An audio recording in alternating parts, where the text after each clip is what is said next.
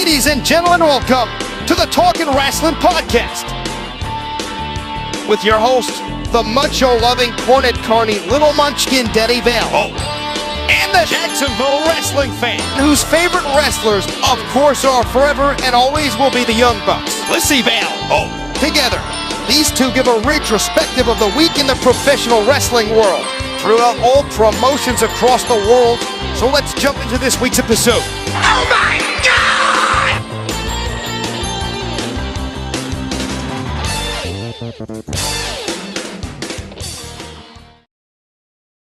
Hello. Welcome to another episode of Talkin Wrasslin, the show where we talk about wrestling, because we're talking wrestling on the podcast Talkin Wrasslin.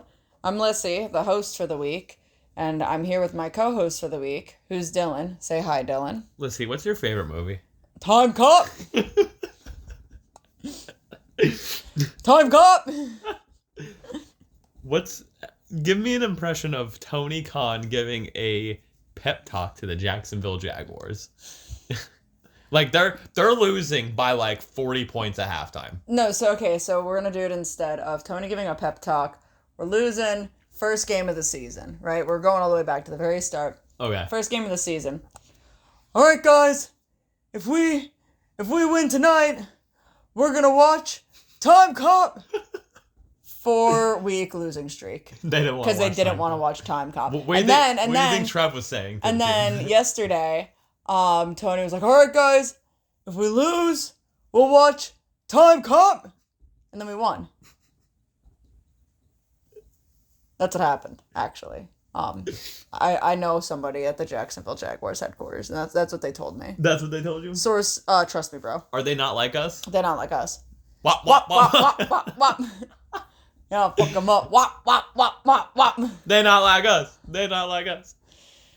Hi. Hi. I don't know why we started this way, but here we are. Hello. We're talking about wrestling stuff. I'm gonna do my best to... Oh, this moves over a little bit further than I thought it did.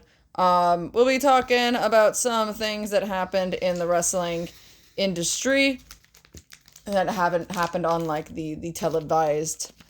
Something on... It's a couple things, actually. So, a little bit of something. Event. But nonetheless, most of it's not about televised events. A thing or two happened. Huh? A thing or two happened. Oh, a thing or two happened. We'll talk about Raw, we'll talk about NXT, we'll talk about Dynamite, Bad Blood, and then the wrestler of the week. Baby, we got Bad Blood. Don't sing that. We're going to get copyright striked, and then Taylor's going to take one of her private jets and use more jet fuel emissions to kill the planet and then kill us. Taylor, Dylan here. I'm an Eagles fan. I'm a fan of Jason Kelce. So, by law, you can't sue me. I'm cool with Jason. Source, trust me, bro? Yes. All right. But yeah, so that's yep, yeah, words. That's what we're going to be talking about this episode. But first of all, let's start off with the week. So Dylan, hand me my Red Bull and tell me about your week. Well, I'm here. I'm alive. It's another blessed day. Stop chewing so fucking loud. Big League Chew is great. Every single goddamn episode, you're going... Fucking gross. Stop chewing so loud. What are you, a criminal? No. Tell him about your week and stop... I'm not Drake or P. Diddy. Tell me about your week. Or Donald Trump. It was great, I guess. What did we do this week? Well, I have some stuff that I did, but... The only thing I kind of remember is we went over your brother's house. That was it. Mm-hmm. And it was fun. Yeah. We went over to my brother's new house because my brother's rich. I wouldn't say he's rich. My brother's, got a good job. And he bought a house, and he finally moved into that house after, like, the renovations and stuff. And it looked beautiful. So, I'm going to go beat him up about it. It's a big yard. Huge yard. Huge fucking yard. Can put 2 wrestling rings there. Probably. The yard's flat enough. Look, I mean, if you convince my brother enough, you could probably get him to put a wrestling ring there. I got this. You can at least fit a 20 by 20 there. I got this. At least one. We got this. No, nothing else interesting and eventful or fun happened during your week. Not really. God, you never do nothing. I didn't do You it. never have nothing to fucking talk about. I didn't do jack shit. I bought the Rap is Crap Kurt Hennig figure. Mm-hmm. Rap is crap. Mm-hmm. Yeah, that's about it. I was updating the people on my figures. Okay. Yeah. Well, there's another figure that you can update people on. The Hangman one. Oh yeah, I got you the Hangman one. But that was a process. Yeah, because they had... So, like, we went to Target on Saturday. Because this is a Target exclusive. Yeah, we went to Target on Saturday, and it was the full gear Hangman. And we saw it, and Lissy was like, well, I pretty much was like, Lissy, you might as well just get it. It's here. And Lissy's like, yeah, I might as well. So, we wanted to go check it out, and we couldn't, because it was street dated. They had them out a day before they were supposed to come out. Why the fuck did Target do that? Because they're idiots. But then I had to go back on Sunday and get it.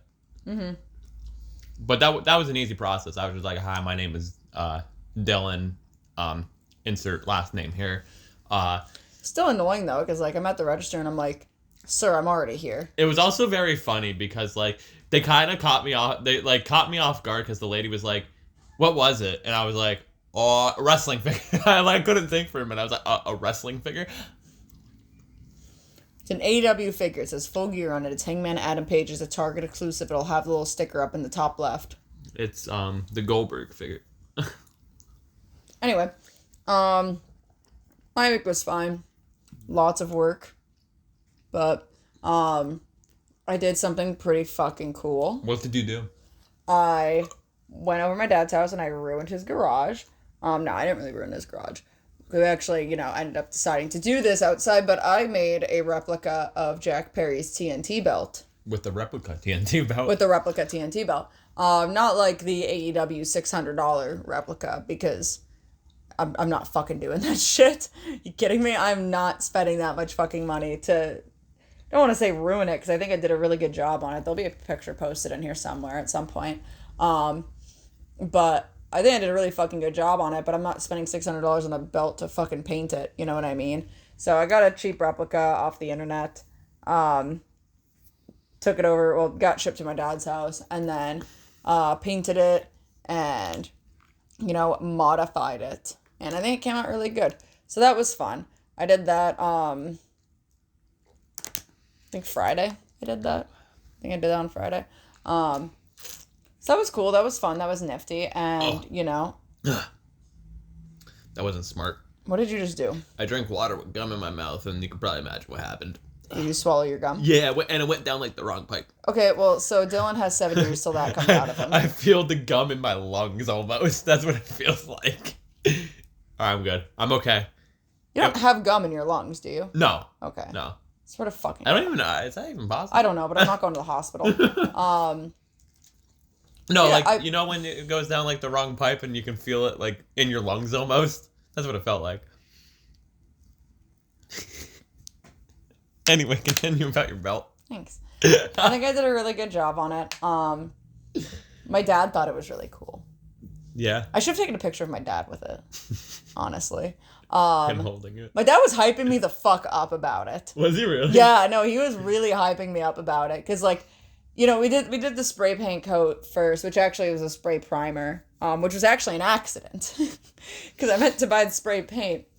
But there was a lady when I was at Michael's, there was a lady in the aisle, like, stocking stuff, and she had one of those ladders there, like one of those, like, really big ladders. So the aisle was, like, cut in half. And I was kind of nervous because she's on this ladder as I'm looking, and I don't have really a lot of room to move, and I don't want to bump the ladder because she's on top of the ladder. So I'm, like, just trying to very carefully, like, look. And then she's like, oh, do you need help, like, finding anything? And I already, like, I knew what I was going in for. I knew I was going in for matte black spray paint and a sealer. And I was like, oh no, I'm good. I know, I'm just trying to, like, just grab them again. She's like, okay, if you need help, I'm there. And she's just, like, watching me buy this spray paint. And I'm like, I know that this looks shady. Because, like, I am wearing baggy black pants and a baggy black sweater. You look like a hoodlum. Look a little alternative. and I'm looking at the spray paint. Now, granted, it's a Michaels, so, like, they sell it there, obviously, for a reason. But, like, they don't lock up the spray paint at our Michaels. So, like, anyone can really go and buy it. And I don't know if they check your ID. They didn't check mine. But I'm like, I already knew this looked shifty. And this girl's just, like, staring at me. So I'm like, I'm just going to, yeah, this is flat black. I'm just going to buy this. Oh, and here's the sealer. Perfect. All right, bye. And then when I got in the car, I realized I bought the primer. I didn't buy actual spray paint. But it's fine because it worked and I had to put paint over it. So, I mean, it might have actually been better that I used a primer instead of a regular spray paint. No, it looks good, especially like in person. It looks like it'll hold up and everything. I hope so. But yeah, like, so we sprayed down the black spray paint, and then I started doing the silver, and my dad was like, okay, well, I'm gonna go take a shower, and then once you're done, like, with the actual painting part before we have to seal it, it's gonna have to dry, so, like, we'll just, go get lunch or something while it's drying. And I'm like, okay, cool. So I finished up everything, didn't take very long. And then I, like, go back upstairs to, like, wait for my dad, and he's, like, just getting out of, like, his bedroom from, like, taking a shower and getting changed and whatnot. And he's like, oh, you're done already? And I was like, oh, yeah, it didn't take long. There wasn't a whole hell of a lot that I need to, like, do. And he was like, well, let's go look at it. I want to go see it. So, like, we went down to go look at it, and he's just like, oh, my God, this looks great. This looks incredible. And I was like, really? He's like, yeah. And I, like, pulled up the reference, so I was like, I think it's pretty close. And he's like, oh, my God, it looks just like it. And I'm like, thanks, Dad. Thanks for hyping me up. He was also really excited about his hand soap. Really excited. So, like, I used the one bathroom in my dad's house. And mind you, it's not the regularly used bathroom. Because, like, I would assume not, right? Okay, so my dad has, like, a bath and a half. No, 2 bathrooms, basically. One in the master bedroom and one that's just, like, in the hallway. And I would assume my dad, living alone, really only uses the one in his bedroom. He probably doesn't use the one in the hallway much, but, like, it's still there. So he had this cranberry, Bath and Body Works fucking soap in there. And it smelled really good. Like, really fucking good. And I told him, I was like, oh, I really like the soap that you have in there.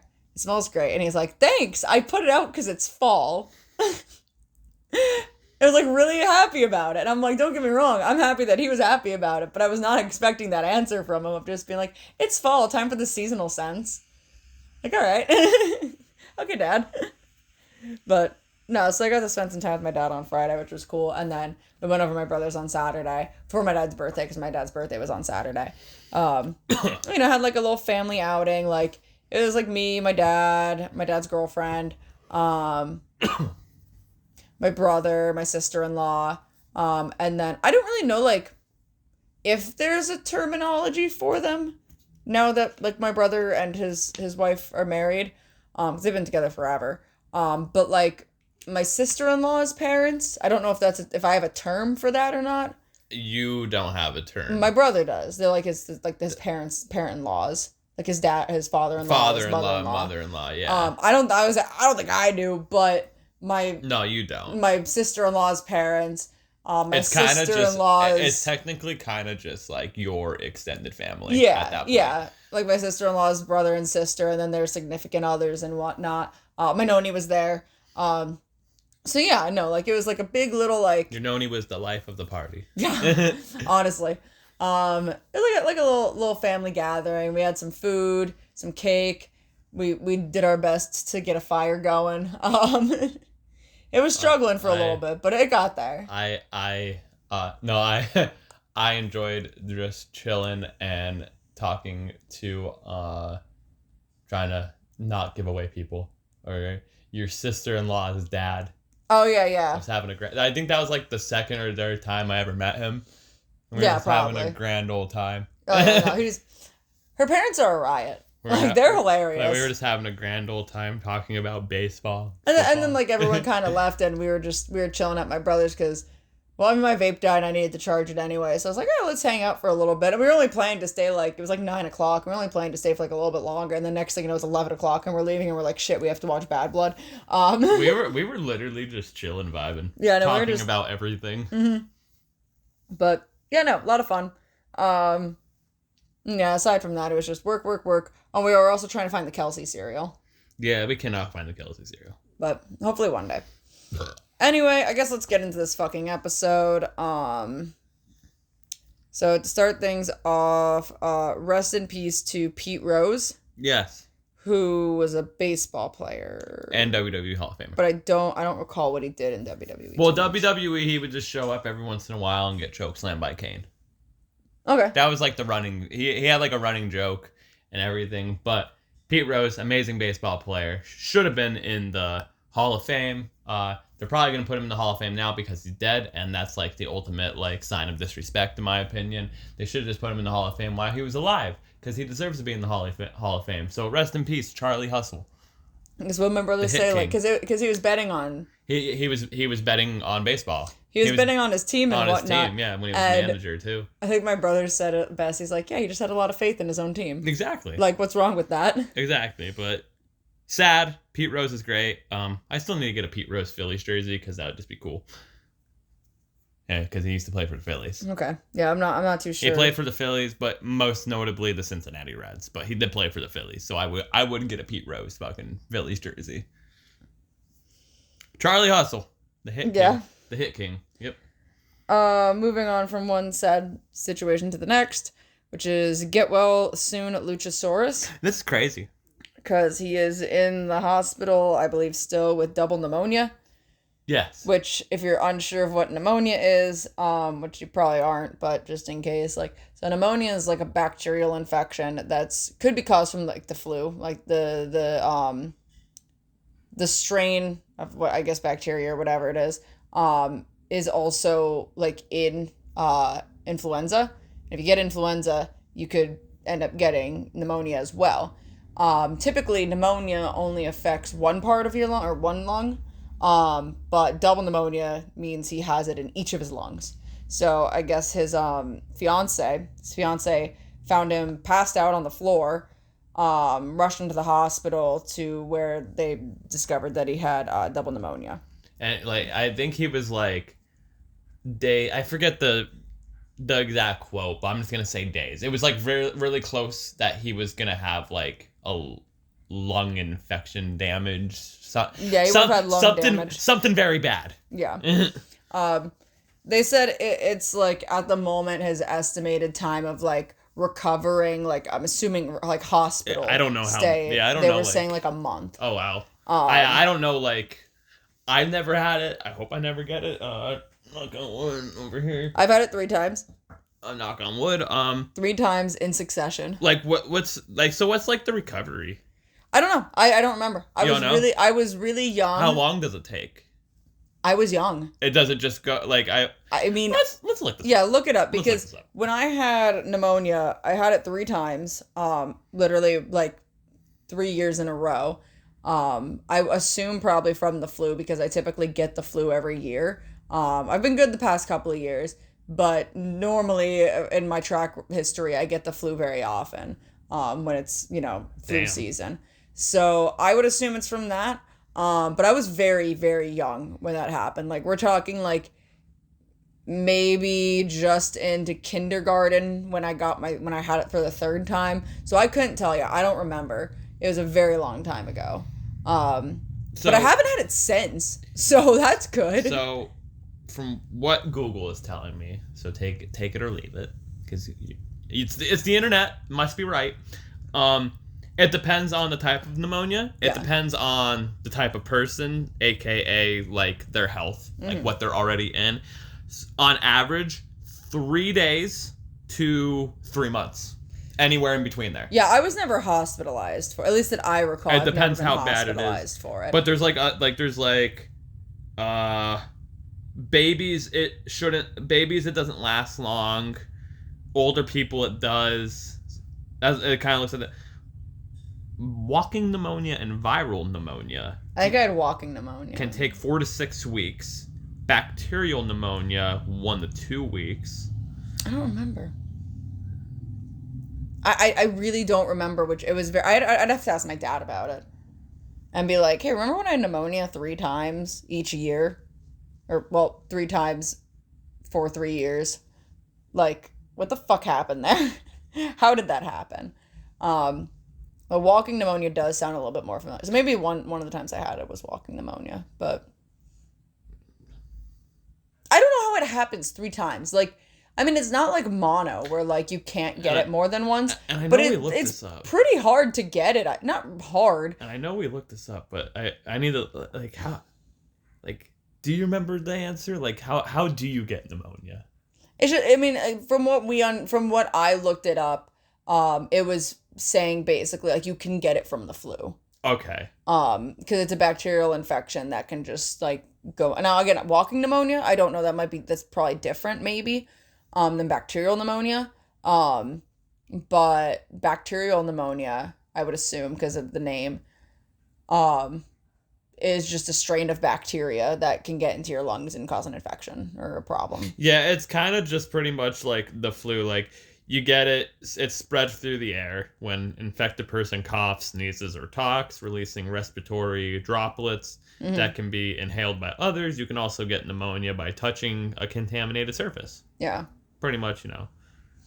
But yeah, no. So, look up walking pneumonia because I'm curious.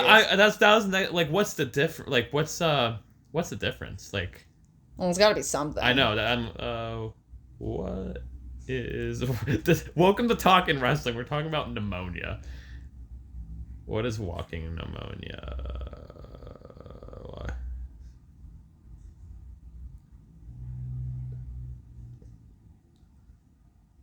Walking pneumonia can still be miserable and is commonly accompanied by a cough, fever, chest pain, mild chills, headache, etc. It feels more akin to a bad cold, and despite what the term walking implies, taking care of yourself is the best path to recovery. Maybe that's what it was that I had then. Because again, like I wasn't in the hospital for it, so I don't. Bacterial pneumonia.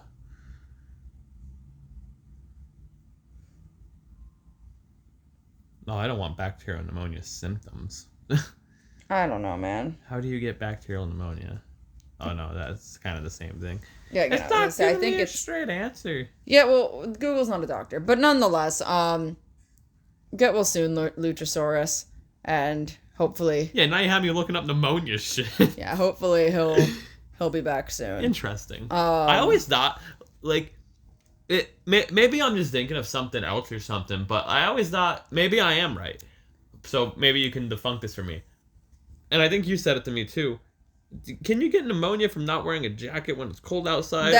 That's like a myth that I'm not sure if it's true or not, because I always remember. And then I was always told too, like, I don't know I know you can get sick if you go outside with like wet hair or if you're sweating and it's cold out. Can you get, is that like how you get pneumonia? No. So I mean, like wet hair when you go out is probably actually closer to what's that called when like you're in freezing water and you die from that? Hypothermia. Oh, okay. Probably more of a hypothermia thing. But I don't know if it's true or not. I also don't know if this is just a thing that my parents told me to wear a jacket. Yeah, when I went that's outside. why I'm not too sure. Because for the longest time I always thought like pneumonia, which even I guess it technically kind of still could be, was like is like fluid in your lungs type of thing. So I don't know how the two would equate to each other. Again, to me, that's what I've always heard growing up is, oh, make sure you put a jacket on so you don't get pneumonia. Yeah. So again, I don't know if that's something everyone's parents tell them, or if it was just my case of my parents being like, how do I get this kid to put a jacket on? Yeah, no, I was always yelled at to wear a jacket and stuff. So, but anyway, let's move on to the next point, which is AEW on Max. Yeah, it finally happened. They announced it. Yeah. AEW's coming to Max. I think the library is going to be on there. Like, the past Dynamites and stuff is going to be on there. Starting in January, you can still watch AEW on TBS or TNT, but it will also be on Max as well. Which, honestly, I think is a really smart way of going about it. Mm-hmm. And, yeah, it'll be live on Max while it's live on TBS or TNT. And, also, pay-per-views will be available out there with, like, a price cut or whatever. Mm-hmm. So that'll be interesting. I'm sure we're gonna end up getting Max. That's one of the reasons why I want to get it is because the price cut on pay-per-views. I'm interested in the library. I mean that too, but I don't want to be paying $50 on all these fucking pay-per-views, so I'll take the fucking price cut. But mostly the things I want to talk about in this is because it was heavily alluded. I just want to see your take on it and everything, because we didn't really talk about it. So the first thing let's talk about is they didn't mention Rampage. Mm-hmm. So is Rampage being canceled, you think? It might be. Okay. I don't know. Again, one of those things of I'll believe it when I see it. I know that there's been talks of them doing another show. That's the next thing I wanted to talk to was the next show is that people were saying, oh, and they kind of alluded to it of like, this is the deal, but it's not done yet. Kind of referring to a new show being on Fox or FS1. Which I think is smart, right? So here's the thing, right? We put a show on Fox or FS1 or whatever. It'd probably be FS1 in this case. But that's still branching out to a different network that has more traction to it. I would think FS1 has more traction to it than TNT. Not as much as Fox. Maybe the same amount with TNT. Okay, well, still.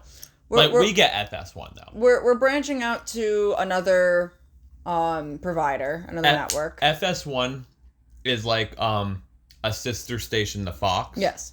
But more sports-based. Okay. So we're branching out to a different network. Kind of to get more eyes on it. I would assume more people who are into sports are going to have access to FS1. So get some new eyes on the product of whatever you put out there. And then be like, oh, what else is this AEW thing got going on?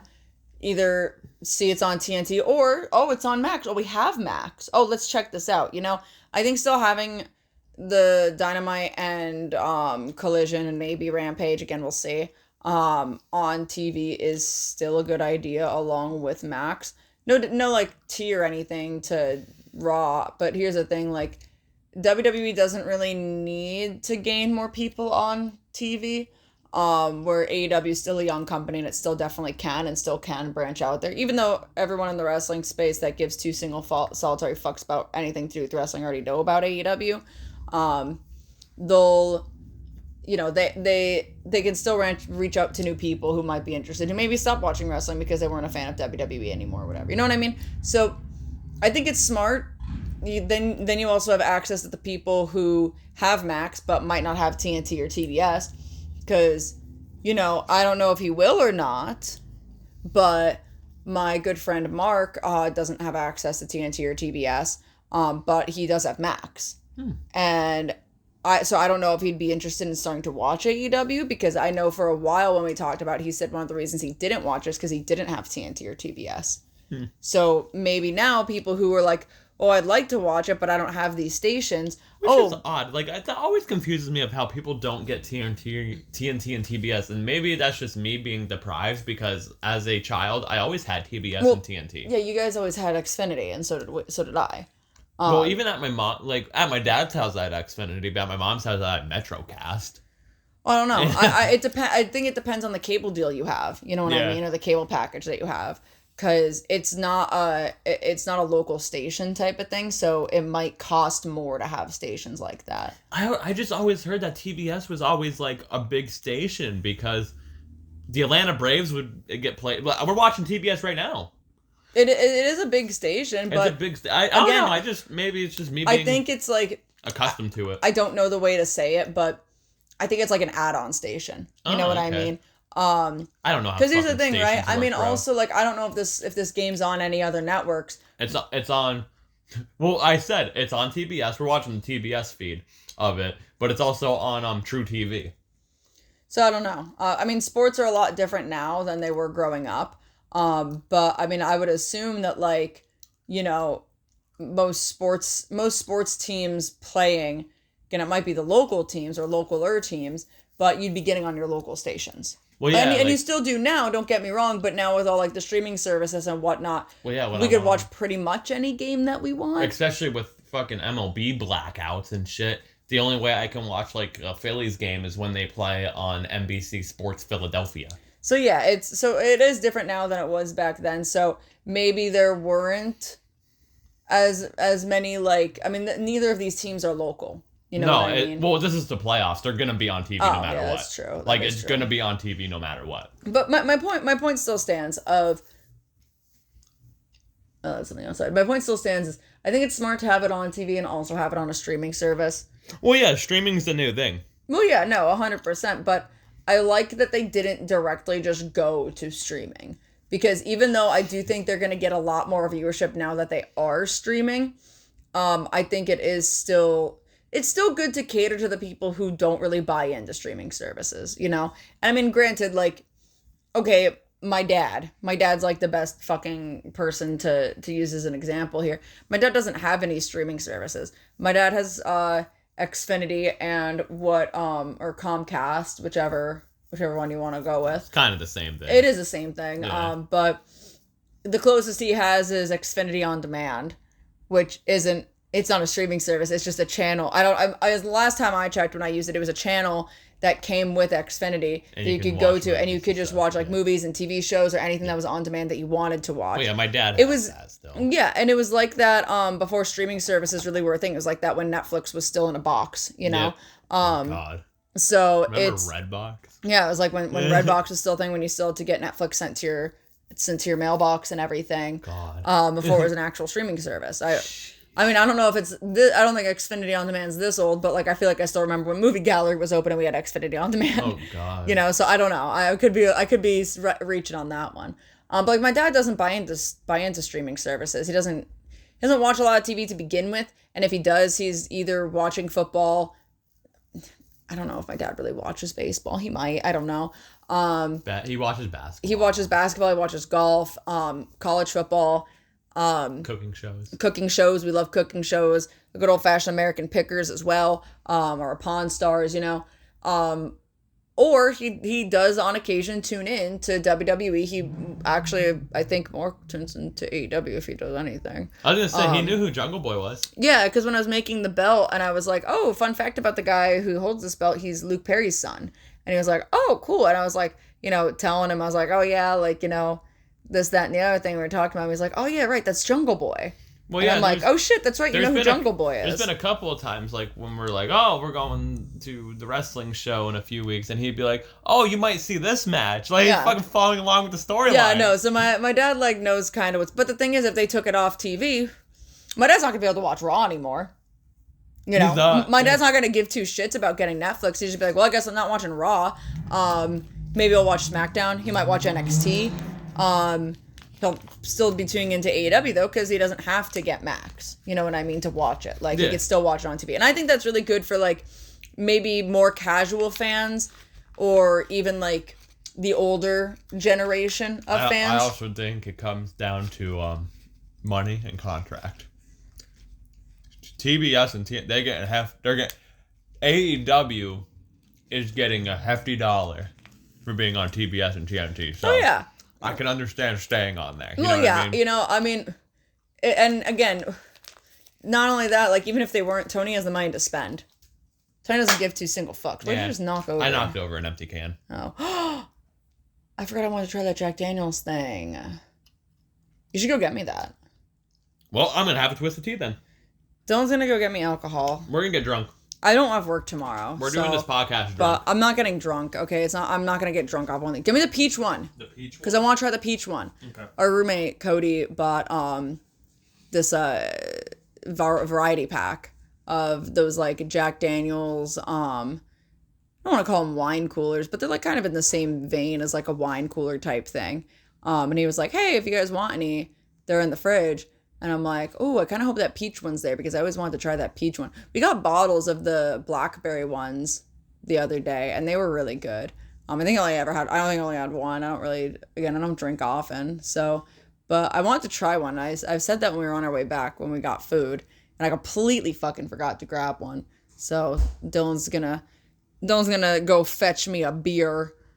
Dylan's gonna go fetch me a beer. Not a beer. As some of those old heads would say. Oh, Jesus Christ, how am I supposed to open this now? Want me to open it? No, I just gotta get the microphone set up so it's not gonna fall. Oh, God, it's going to fall. Oh, no, it's going to fall. Dylan, can you hold the microphone? No, you have to hold up here because it's going to fall. Say it 10 times. They don't listen to me. They're not like us. Oh, God, that's so loud.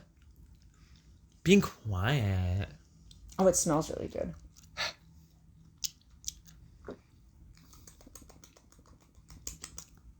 It's fine.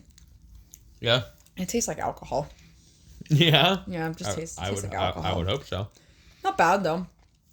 But yeah, anyway, I feel like we've talked enough about AEW on Max. I think it's a good idea. Let's put it that way. Mm-hmm. So, it'll be interesting to see what happens and stuff. I'll be enjoying to go back and watch the pandemic episodes of the AEW.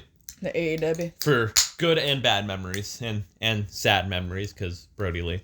Yeah. I can't wait to watch MJF and Chris Jericho do their little sing-along again. I'm excited to see that. What else am I? That's the thing. Are the pay-per-views going to be on there? Like the old pay-per-views? I would hope so. Because that would be cool. Like, I know I have some on DVD, but, like, I want to go back and watch, like, fuck. I'm trying to think of, like, very, like, random fucking, like, Mimosa Mayhem. God. I want to go back and watch, Proud and Powerful versus the Best Friends in the Parking Lot Brawl. I want to watch the Bucks versus Mox and Eddie again. Trying to think what else. I want to watch the Bucks and Butcher and Blade fight in the kitchen. I want to watch Britt Baker and Big Swole, bro. Oh, God. Oh, man. CM Punk all over again. I just want to sit and watch Bryan Danielson versus Kenny Omega for 7 hours straight, actually. Just keep replaying the fucking match. Yeah. But yeah, moving on. WWE is selling Dominic Mysterio toilet paper. Why are we talking about this? Because I just want to say that this is probably the greatest fucking thing, merch-wise, they have ever done. You cannot pay me enough to buy a roll of toilet paper for $12.99. No, you don't understand why this like touches a lot of people's hearts. Jimmy Rave. Enough said. Because Jimmy Rave would come out to the Ring of Honor and they would throw Ring of Honor's thing with streamers. Yes. Jimmy Rave. I have to show you a lot. I have to show you Jimmy Rave. He was like the Ring of Honor version of MJF. Mm-hmm. People would throw toilet paper at him. But do you think that they had Jimmy Rave in mind when doing this? No. Yeah. But CM Punk posted that on a story of like, they're selling Dominic Mysterio toilet paper and it reminds me of Jimmy Rave and that's beautiful. He misses his friend. Rest in peace, Jimmy Rave. But I think it's cool because he's a heel and like honestly, if I bought it, I wouldn't use it, but... We could put it next to my Gudetama toilet paper that I have. Yeah, I forgot you had that. I got that for free. Because I worked at Hot Topic. I don't know if you guys remember this. You might not. But back in like between 2016 and 2018 time frame, Hot Topic was doing a promotion for like if you spent, I think it was like $20 or $25 on Gudetama merchandise. What year was this? It was between 2016 and 2018. I don't. Okay. It was the first time I worked at Hot Topic. I don't remember like the specific time. I just didn't hear what you said. But it was between that time frame. If you spent $20 or $25 on Gudetama merch, you got a free roll of Gudetama toilet paper, while supplies last. And I really fucking wanted one. So you're telling me if times got really bad during COVID, we could have just used that? No, absolutely not. But I really fucking wanted one, and because I worked there and my manager didn't care, I was able to just kind of take one because it was free, and we got a bunch of them. So it was. Yeah, free. you never like it's not used or anything, right? No, of course not. Why would I use it? I'm I not didn't know wiping my ass with Gudetama. I'll wipe my ass with Dominic Mysterio. I'll do a lot more than that with Dominic Mysterio toilet paper. I'm gonna TP someone's house with it. Yo, that'd be wild. Imagine getting TP'd and it's Dominic Mysterio toilet paper, bro. That's what we're gonna do for Halloween. We're gonna We're gonna go TP my dad's house. Oh god, I thought this stopped recording for a second. I was like, don't tell me that this hasn't been recording this entire time.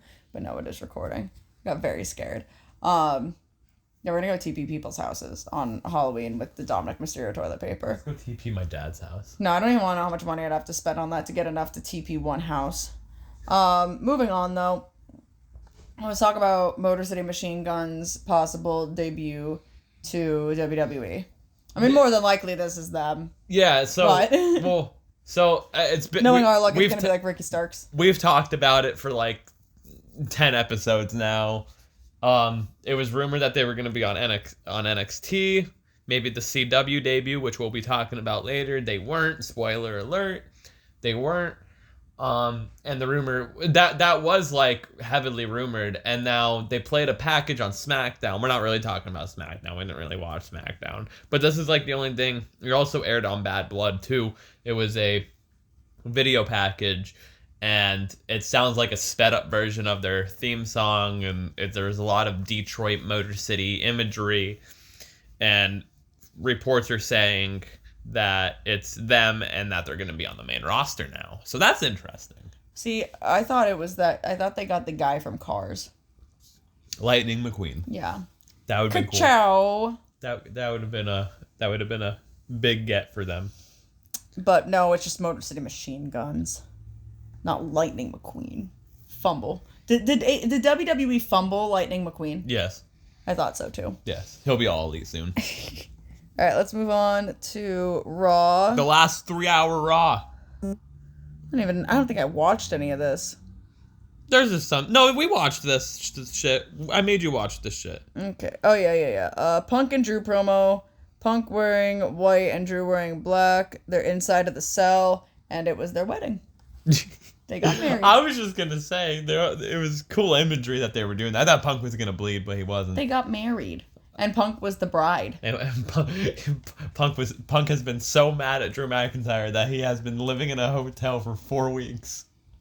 What a dramatic bitch. He's so dramatic. But yeah, it was a good like go home promo, and they were in the cell. It was pretty cool. We'll see how the match goes. We saw the match. I know, but we're not there yet in the episode. Gotta keep kayfabe alive, brother. No, I don't believe in kayfabe. I'm not a kayfabe type of guy. I don't believe in it. Anyway, Xavier... that's the new title of the episode. It's not Baby We Got Bad Blood. That was the working title. I'm not a kayfabe type of guy. I'm not a kayfabe guy. I don't believe in it. Anyway, moving on to the next one on Dylan Types. That is Xavier Woods defeats Rey Mysterio by unmasking him. Yeah, I didn't realize he unmasked him until they were talking about it in the backstage promo. Yeah, it was very interesting. I'm interested. They made me interested in the New Day finally after years of being uninterested in them, and that this breakup should have happened fucking like 6 years ago at this fucking point. But that's what it seems like they're going for, is like Xavier is gonna turn heel on Kofi, and Xavier had a match against Rey Mysterio, and he unmasked him, and that's how he won. He gave him the backwoods, and that was it. So I just want to say WWE made me interested in the New Day again. Okay. And when Xavier turns on Kofi, Kofi's gonna need a friend. That friend is CM Punk. Sure. Kofi Kingston and CM Punk will win the tag team titles. And they will face the Motor City Machine Guns. Motor City. Yes. Moving on to one tag team to the next, or lack thereof. Miz turns on R-Truth. No. Miz is finally a heel again. Miz is the new Big Show. Of face turns and heel turns. I don't really care about what's going on with Miz. I just wrote this down because like it's just so random. Bro's like, he's like in a weird feud with Karrion Kross, and like he turned heel on R-Truth. So Awesome Truth's over with, I guess. Yeah, I really don't know what they were doing before that, but I mean, in fairness, I haven't been paying attention. I mean, I guess Miz is better as a fucking heel, anyway, than a face, so at least... Miz was only interesting when he had a Morrison. I miss John Morrison. Moving on, hi Ghost. The last Monster Standing match, which was Braun Strowman versus Bronson Reed. They broke the ring and Seth Rollins is back. WWE reported they're upset with how the ring breaking spot looked. Well, yeah, so this was a good match. It was Ghost, I need you to boop. It was Need you to boop. It was boop, Can I talk? It was a last man standing match, aka last monster standing match. It was a good match. Braun Strowman versus Bronson Reed. I'm finally starting to come around on Bronson Reed. I understand why people like him now. I don't. So I like the tsunami splash. It's cool. Braun Strowman's knees are shot. But they did cool spots, but of course Lissy, I'm gonna ask you this. I'm gonna see if you are in the minority or in the majority of this.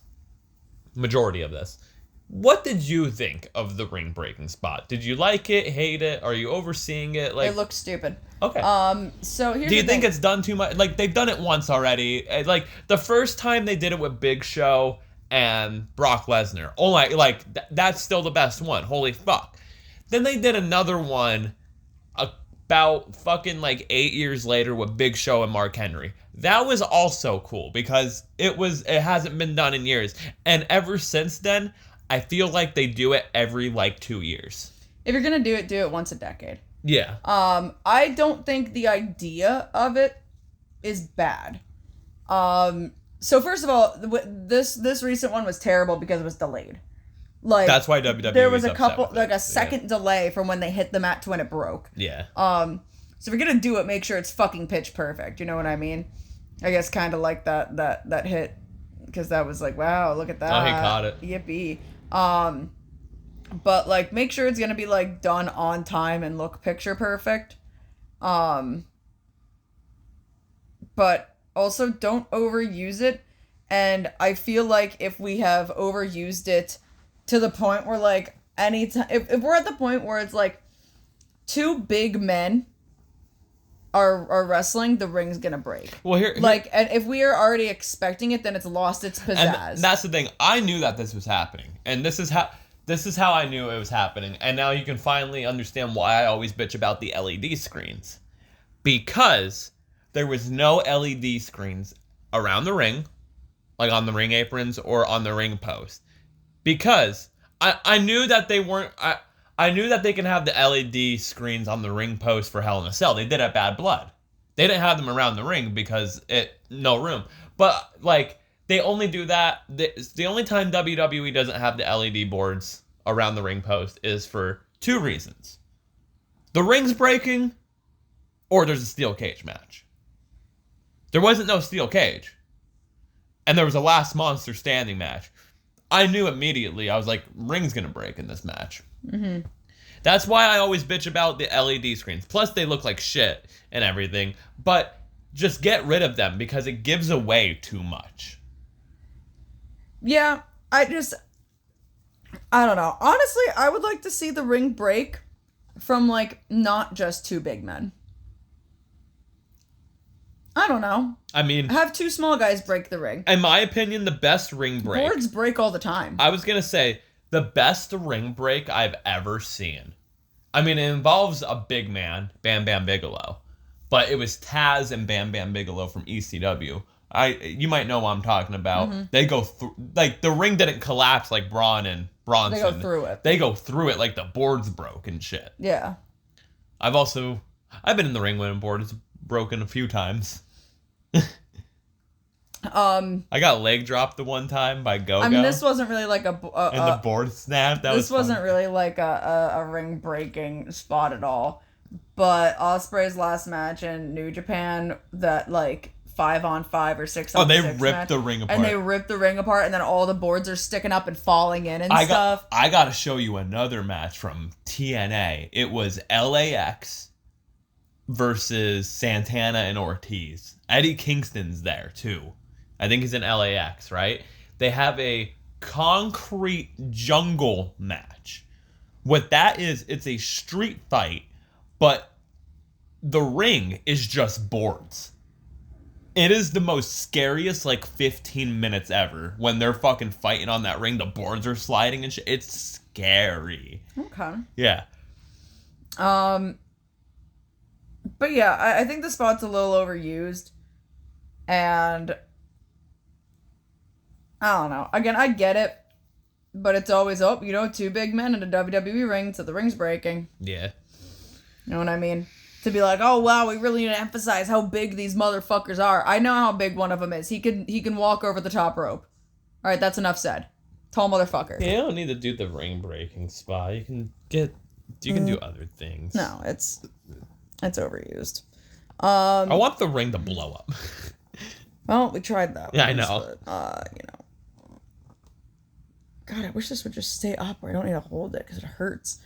Okay, moving on to NXT, the CW debut. They were on CW. To start it off. What did you think of, like, the colors?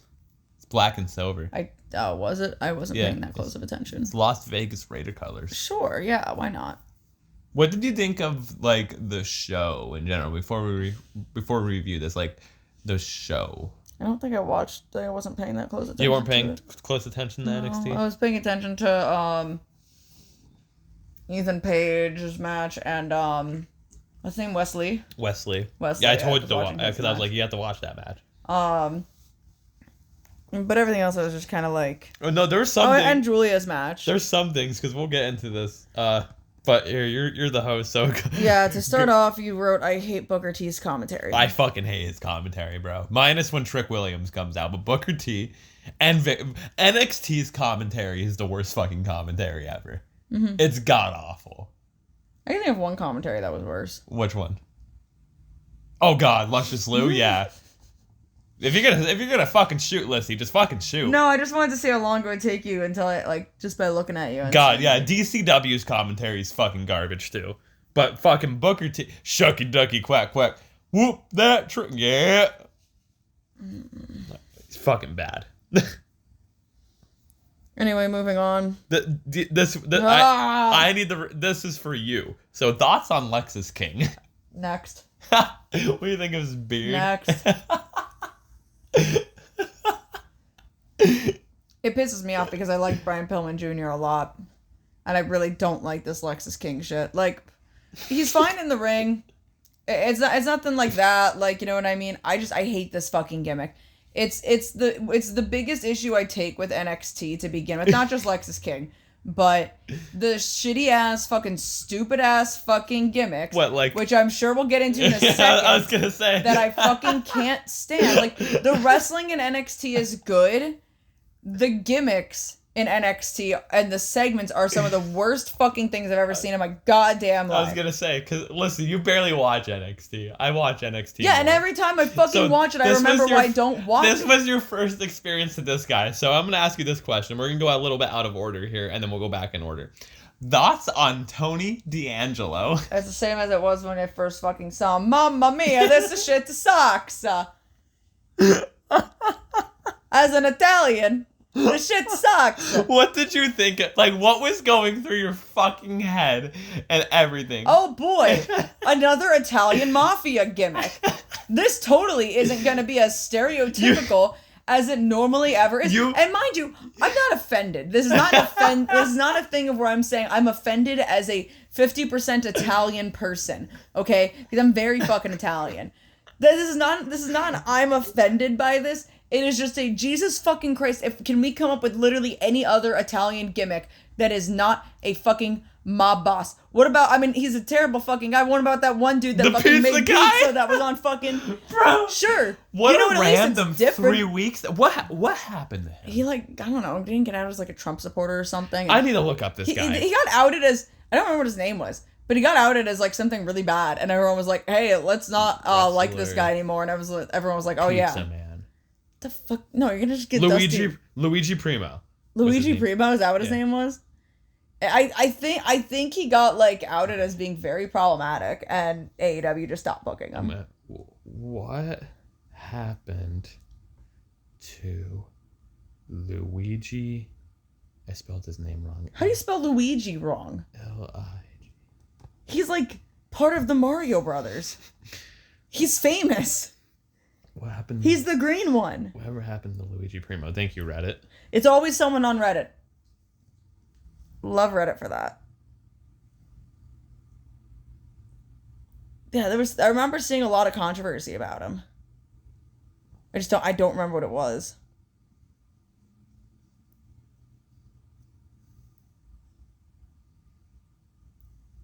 He was anti-vax, appearing on Fox. So he's a Republican. Yeah, he was like one of them like crazy fucks. Okay. He did an AMA that did not help since he's anti-vax. I don't know what AMA stands for. I'm not sure what that is either.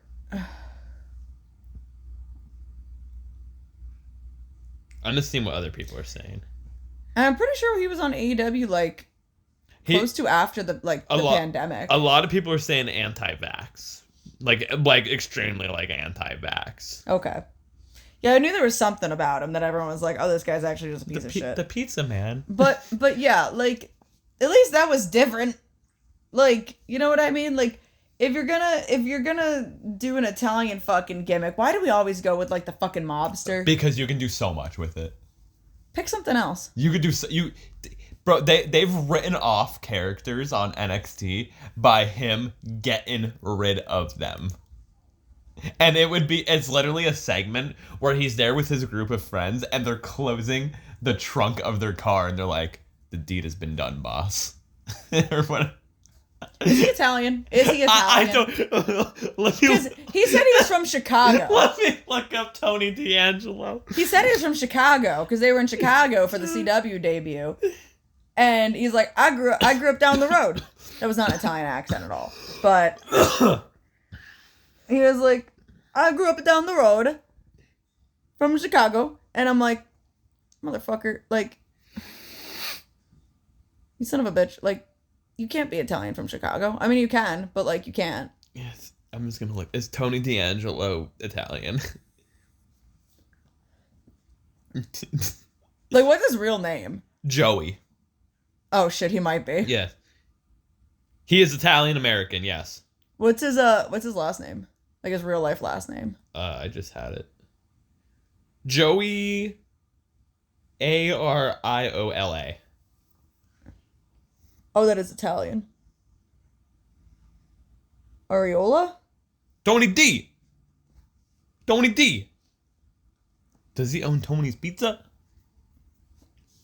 He says it was. Oh, yeah, Tony D'Angelo. That's the thing. That's another thing.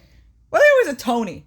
Tony. Why are they always a Tony? It's a Tony. Why are they always a Tony? I mean, the guy that I knew, I'll give him a shout out because he was a good guy. Donnie Bambino. At least it was a Donnie. Yeah, with Donnie, he was the Don of professional wrestling. That was his whole. He was the Don.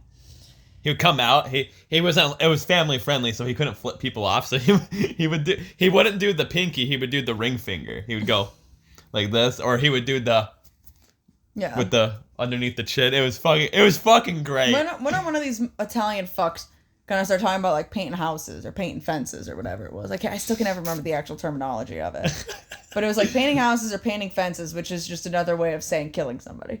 But when are they gonna fucking use that? Go paint the house. I think it's fences. I think it's painting fences. I'm not looking up mob shit on my Google. I don't want the government after me. I think it's painting fences. Because I think the whole thing was they would go up to people and say like, "Hey, do you paint fences?" And that was like a, "Hey, do you kill someone?" I'd be like, "What?" Because the whole like thought process is blowing somebody's brains out, and then the blood paints the fence. I think it was fences, if I'm not mistaken. But yeah, no, I'm sick of the fucking, and they're always a Tony. I was almost a Tony. A Tony. If I was born a boy, my name would have been Tony. A Tony. I'm not even kidding. I'm not kidding. My dad told me he would have named me Anthony. I would have been a Tony. A Tony. Like, I don't know. Can someone just be a Noni or something? You just have that, like just a wrestling gimmick that's an Italian grandmother baking for everyone. And if you disrespect her, she like hits you in the head with a fucking cast iron or something. Like that's great. That's good shit right there. Oh, such good shit. That's such good shit. Okay, so where the fuck were we on this? Lexus King, good wrestler, terrible gimmick. Same thing with like any other gimmicks any gimmicky gimmick that I'm seeing in NXT. Anytime I watch NXT, which is not often, but it reminds me why I don't fucking watch it. When I watch NXT all the time, like I don't watch NXT like weekly, but like I might now just for a little bit for the CW stuff and everything, just to see like what they do show wise and everything. Every time I watch NXT, I always get a vibe that I'm watching the new generation era. It feels like it's made for kids. It's so weird, like, what is it being aimed at? Like, what audience? I don't know. It feels like it's aimed at children. Because one minute you got Tony D'Angelo, and the next minute you got fucking Sexy Red on there. I don't fucking know. I don't know. Anyway, moving on. Oh, Jesus fucking Christ. Can you... Oh my god. What is it? Julia versus Roxanne. Julia versus Roxanne Perez. Shockingly, Roxanne retains with the help of the returning Cora Jade. Who, my god, if I have to see that fucking still of Cora Jade anymore on my goddamn fucking timeline, I'm gonna start punching people. Nah, you're gonna keep seeing it. That's so fucking annoying, man. You're gonna keep seeing it. Yeah, I'm kind of shocked by this. It was Julia's debut, and she lost. Yeah. But Cora Jade's back because she was out with, like, a torn ACL. So, I mean, at least, like, the women's division in NXT is thriving. Julia looked great. Yeah. Julia looked great. Roxanne's really good. Roxanne is really good. I like she's Roxanne. the prodigy for a reason. I personally don't like Cora. Yeah. I think she's fucking annoying.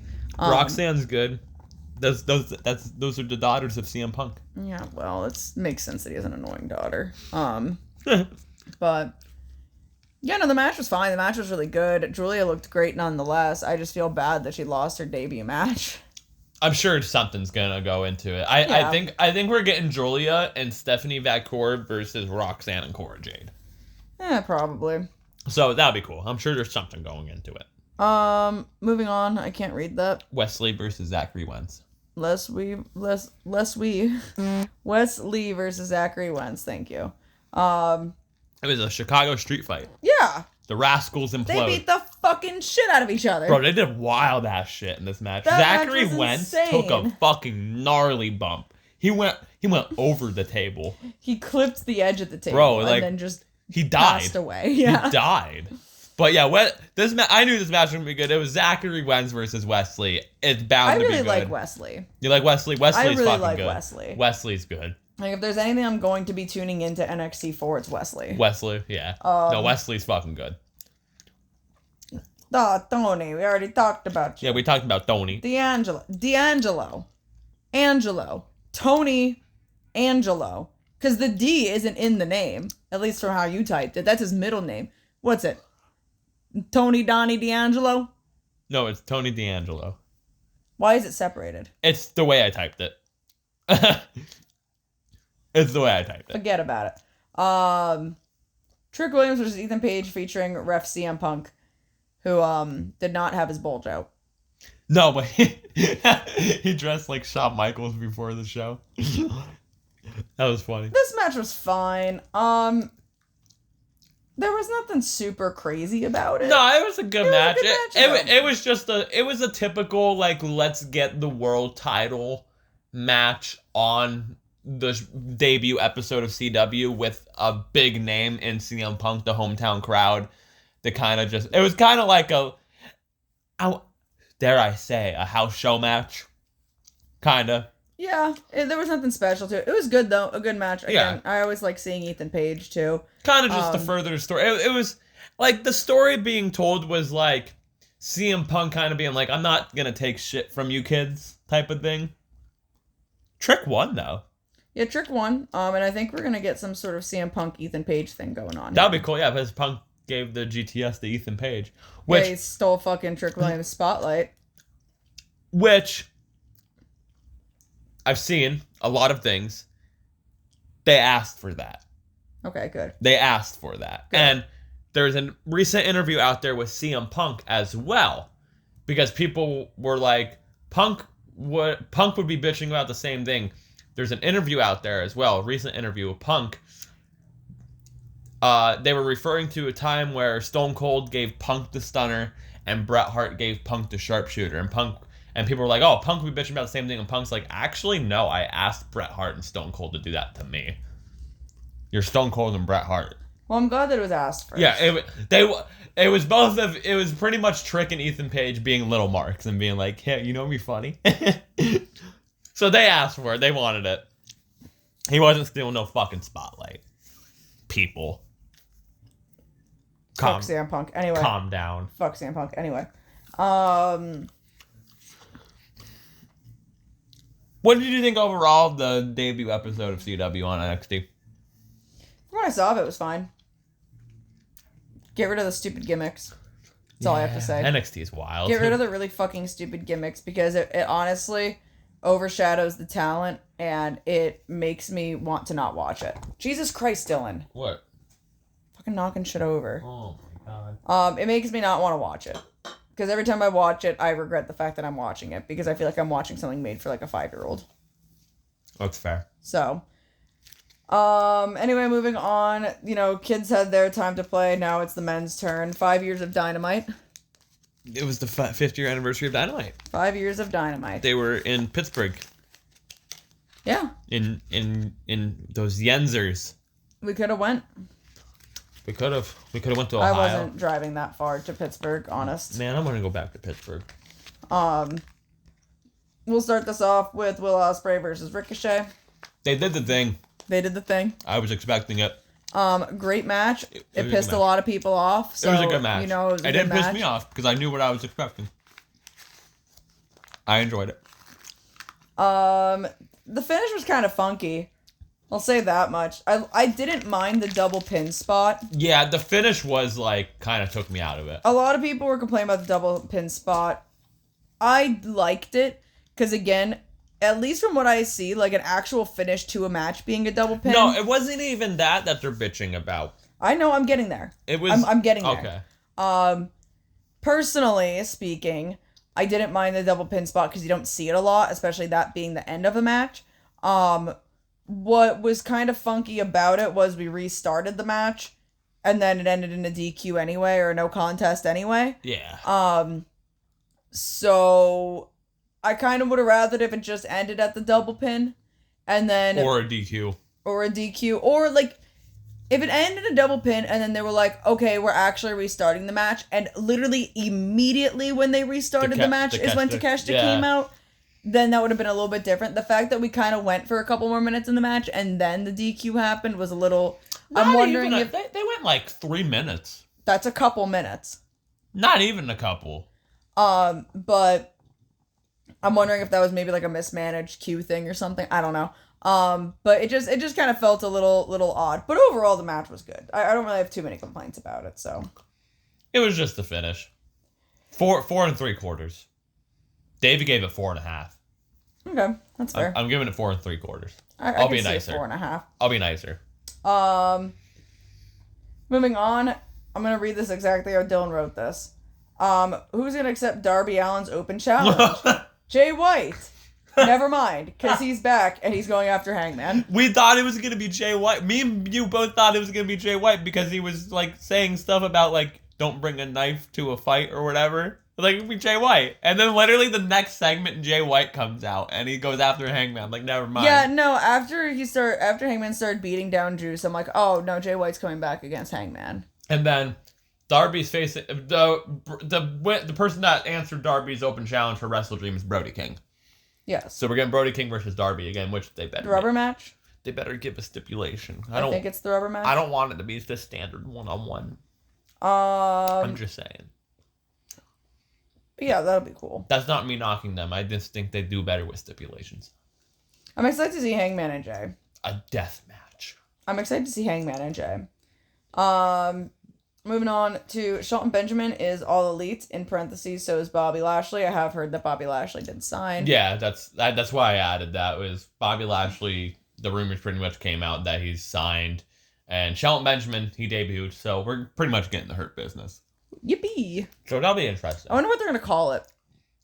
The Beatdown Clan, probably. Are they going to call it the Hurt Business, or are they going to call it the Ouchie Business? The Hurt Club. The Hate Club. Motherfucking Hate Club. Yeah. They can't... Nick Gage would be pissed.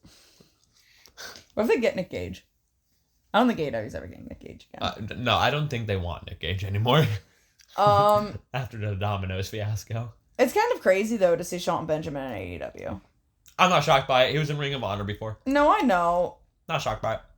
But, like, even Bobby Lashley. Like, Bobby Lashley's over in TNA.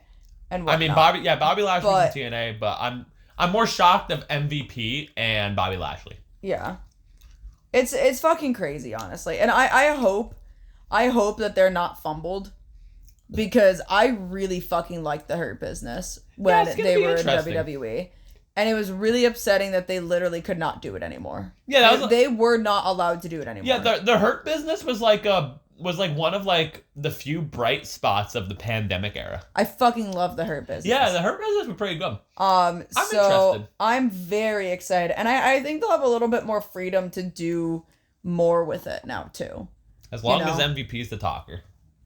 All about matters. MVP is really good at talking. Yeah, I also was saying to Dylan, I kind of just hope that actually the Hurt Business doesn't become a thing, and this whole gimmick is just MVP walking around handing out his business card to everyone, and that's it. That's all there is to it. He just shows up and he's like, "Here, take my card," and that's it. Nothing ever comes out of it. He's just handing out his business card to everyone. It'll be interesting to see, though. I'll have to show you some about Shelton's Ring of Honor stuff when he was with Charlie Haas in the world's greatest tag team.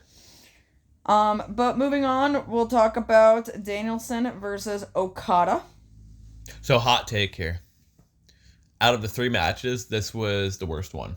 But it wasn't bad. Like, it wasn't a bad match at all. I'm not saying worse as in, like, it was bad. I'm just saying this was the least best one.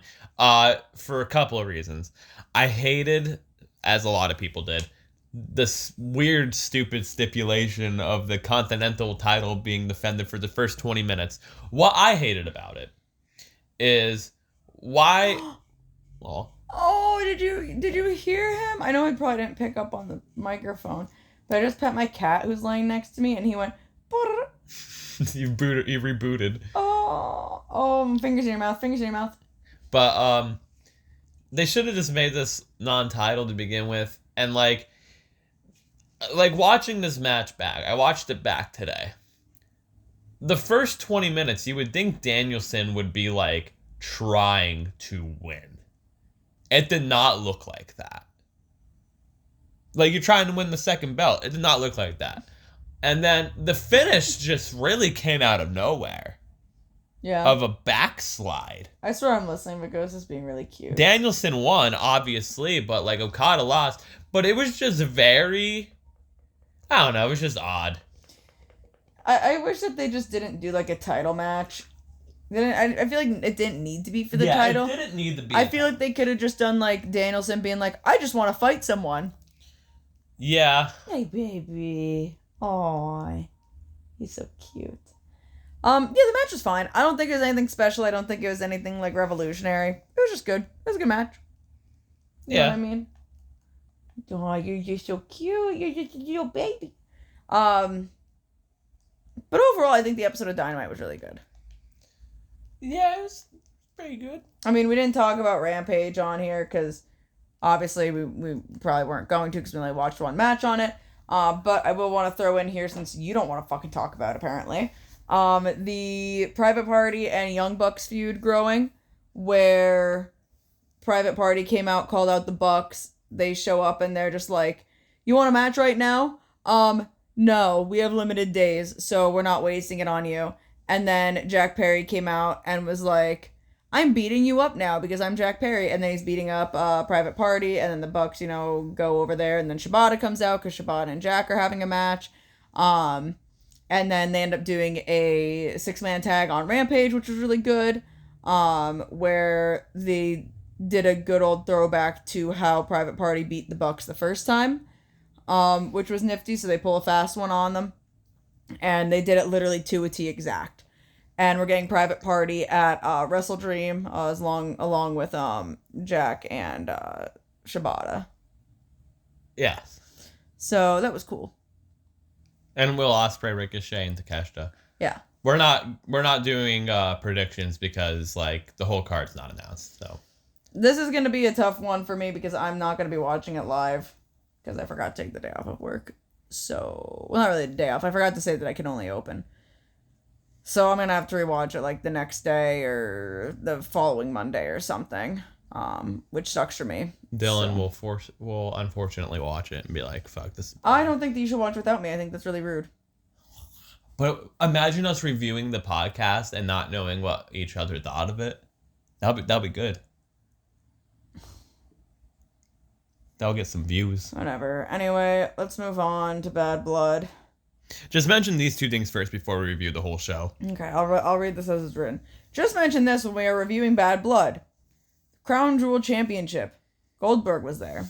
Yeah, so during Bad Blood, Triple H had a major announcement. He came out and he announced the Crown Jewel Championship, where ugliest belt I've ever seen in my fucking life. I want one of those hot dog costumes. This whole fucking concept is stupid. So at Crown Jewel, they are going to have the WWE champion, which is Cody Rhodes, versus the World Heavyweight champion, which, as of right now, recording this on Monday before Raw, is Gunther. Gunther is facing Sami Zayn tonight. I'm sure Gunther is going to beat Sami anyway, but it's Gunther versus Cody Rhodes.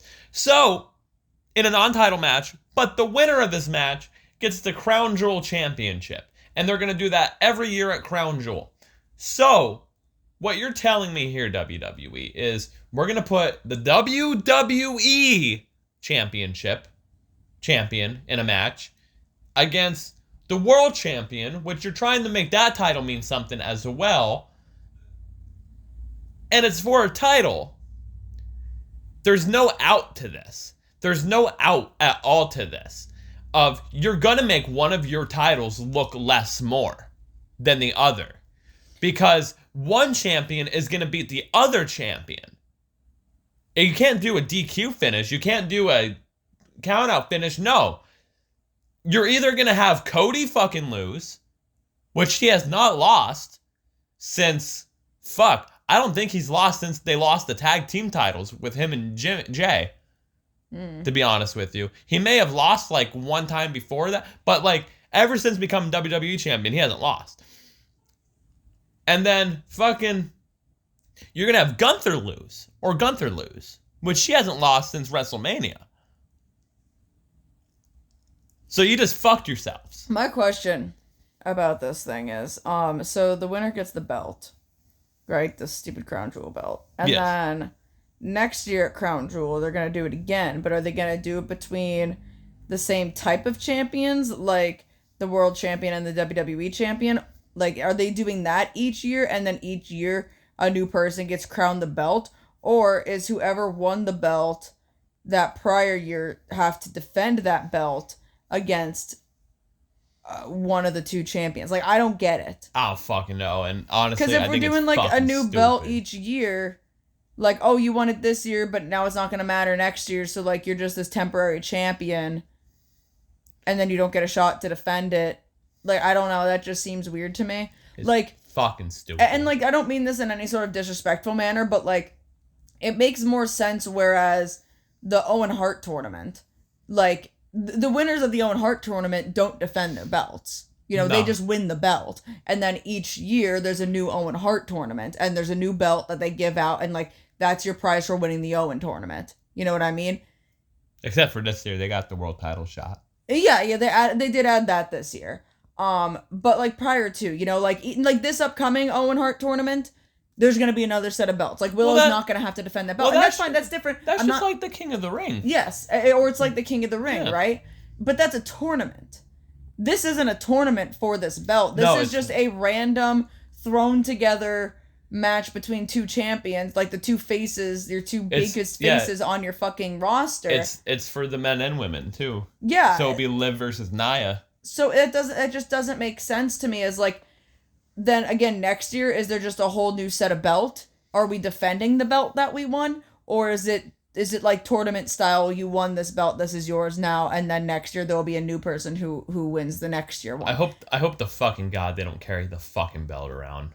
It's an ugly fucking belt. Like, I hope, like, just get the fucking pictures, get the moment, and just fucking never see that belt for next year. Until ugly next year. Fucking belt. It's fucking but stupid. But AEW has too many belts. You know what's fucking stupid too? The Saudi Arabia shows. They're fucking stupid. That's where Crown Jewel is at. That's why I'm saying that. But AEW has too many belts. They're too... Hey, at least they got rid of the FTW title. I went back home to Taz.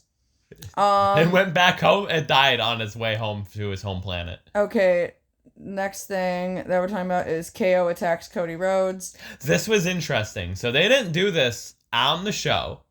They didn't do this on the media scrum.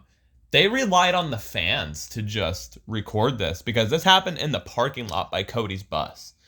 they got into an altercation, KO and Kevin, KO and Cody, and they were having like a little argument, and Kevin Owens just beat the fuck out of Cody Rhodes. So Kevin Owens is a heel now. He has his reasons. He's not a heel. Well, I support Kevin Owens' rights and wrongs. It's because Kevin Owens was, Kevin Owens. It was because Cody Rhodes was teaming with the Bloodline. Yeah, which we'll get into right now. To Bad Blood. So, from the State Farm Arena in Atlanta, Georgia. We're going to talk about the 5 matches on Bad Blood, except for really one. I mean, we'll talk about it, but we won't really talk about it because we didn't watch it. We watched this on a delay. So, first match of the night, opening contest, CM Punk and Drew McIntyre in a Hell in a Cell match. CM Punk defeating Drew McIntyre by pinfall, going at 31 minutes and 25 seconds. Really? That was that long? Mm-hmm. It didn't feel that long. It was longer than the main event. It didn't feel that long. Mm-hmm. It flew by. It was good. Yeah, it was a good match. It was good. It was Drew. It was the first Hell in a Cell match I really enjoyed in a long time. It was really good. Yeah, Drew bumped his fucking ass off, but Drew beat the fuck out of Punk too, and they bled. Drew got hit with a toolbox. He actually had to get staples in his head. 16 staples, I think. Yeah, 16 staples. They did some crazy stuff in there. Like, there was tables. Punk tried killing Drew with the legs of the table. So, are we going to talk about the discourse now, or once we're done talking about the pay-per-view, about this match and its place on the card? Wait until Okay. we talk about the main event of the show. Okay. Because we can. I know where you're trying to go with this. So wait until we go there. No, I think this match was fucking great.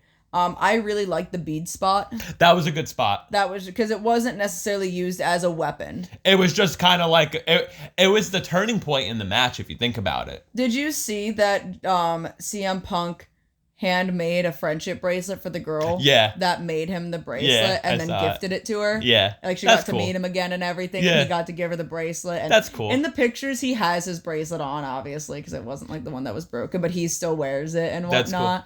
So that was really sweet. I liked. And someone, really quick before we get into that, someone pointed out that, because he posted on the story that he was making the bracelet, and then there was the picture of the bracelet done, and someone was like, I love how the implications of these two images is, Punk was struggling making this between trial and error because the beads from when he posted on his story and the beads when she got it are not in the same place.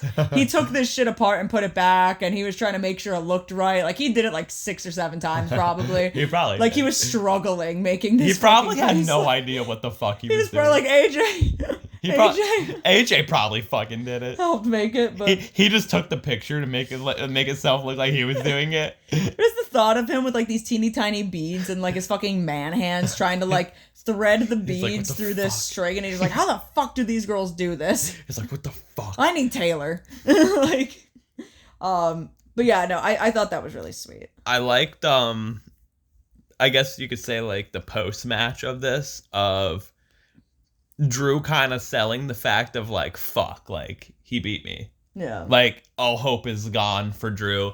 And then Punk, like, passing out in the aisleway, selling, like, it was selling, he got the oxygen, and he immediately goes, let me call my wife, and, like, walking away from, like, a war zone. It was a really, this was, like, the first Hell in a Cell match that, in a while, that, like, was like, wow, this was a Hell in a Cell match. It was a really good like end to the story too. Yeah. You know. Do you think that this was, like, WWE's, like, feud of the year up to this point?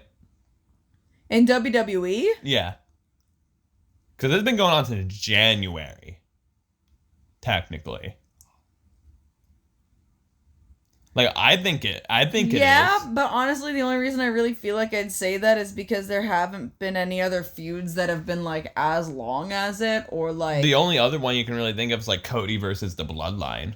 And that's gone boring. And That's ran there's its been so course. many stages where, like, this one went for 9 months, and they didn't wrestle for, like, 6 of those months. Yeah.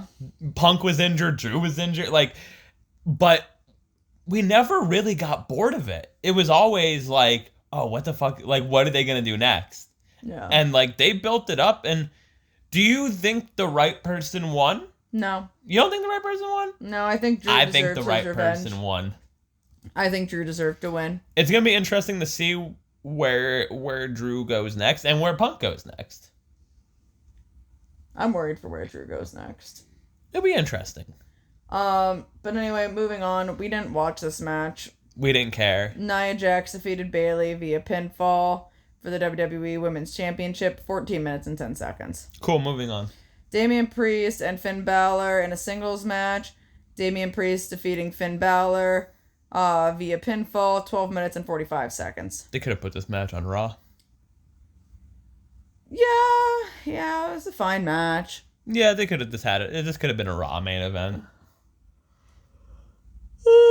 Right person won. Moving on. Because, oh boy. Rhea Ripley versus Liv Morgan with Dirty Dominic Mysterio in a singles match for the Women's World Championship. 14 minutes even, with Mysterio suspended above the ring in a shark cage. And Rhea Ripley defeated Liv Morgan By disqualification. via disqualification. I'm sorry, girls. This match was absolutely dog shit. The match wasn't that good. The finish completely got fucked. Finish was stupid, but I did like watching Dominic fall out of the cage. Was that planned? Because people were saying, like, that wasn't planned. I don't know. I feel like the fact that his foot was intentionally attached to it. Yeah. Like, here's the thing, right? That hurt. Either Dominic way. is stuck in this cage up in the sky. Yes. Right? Like the olden days. Now, They used granted, they could have attached his foot because the him opening the door spot was supposed to be a thing, and like, oh, we'll do this just in case. However, I don't think they would have attached his foot with a chain and just had a spot where he was opening the door, because why is he opening the door that high up in the air? Trying to get out. Trying to get out if he's not going to fall out of the cage. That's true. You know what I mean? Like, if he was just to open the door to be like, oh, maybe I can escape, but I'm not going to, and I'm just going to stay suspended up here and not fall out of the cage, why would they need to attach his foot? Yeah. You know? It was... This match sucked. This match was ass. No, it wasn't that good. It was so bad. And then it got fucked at the end with fucking stupid Raquel Rodriguez returning, and she came in too early, and the referee had to like turn around to make it look like he didn't see it. Mm-hmm. And then they threw it out anyway. And as they threw it out, the bell rings. The match is over with. The referee finally rings the bell. She throws Liv on top of Rhea to pin her. And then you could tell she gets visibly like, oh fuck, I wasn't supposed to do that. Like, this got fucked. Yeah. It was not good. No. I don't know where they go from here. And honestly, give Rhea her fucking belt back. Yeah, honestly. Moving on to the main event. Cody Rhodes and Roman Reigns versus the Bloodlines, Solo Sikoa and Jacob Fatu in a tag team match at 25 minutes and 50 seconds. Cody Rhodes and Roman Reigns defeated the Bloodline via pinfall. I was shocked that they won, but I'm not. I shouldn't say shocked, but I thought Solo was gonna win or whatever. This match was more so, let's get to the finish and let's see what happens after the finish. Who gives a fuck about the match? Because that's honestly what it was. This match was boring as fuck. It wasn't bad, but it was a slow-paced storytelling match, which, okay, it was a Roman match.